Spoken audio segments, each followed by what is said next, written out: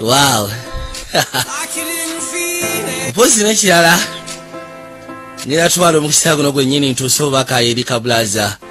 His Excellency Bobi Wine. Honorable Robert Kyagulanyi Ssentamu. The 10th President of Uganda ekyo kyo nkigumiza. Nkimanyi olwaleero mazaalibwa ago muganda wange Blaza.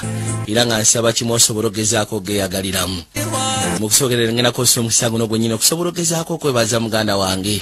Weebale nnyo ku sayidi yaffe abavubuka mu ggwanga Uganda.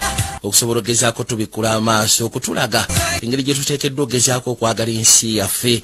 Ekyaweebale tubikula amaaso nateera okusobola ogezaako tulaga obukulembeze obuteekeddwa okubeera nga bwe tuteekeddwa ogezaako okulembera omuntu wa wansi n'okutwala n'okulaakulanya eggwanga maaso.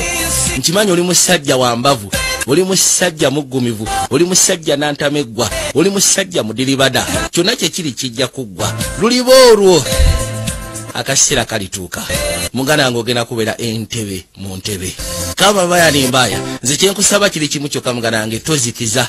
Sigala ng'olemeddeko tusobole okuba nga tuggusa.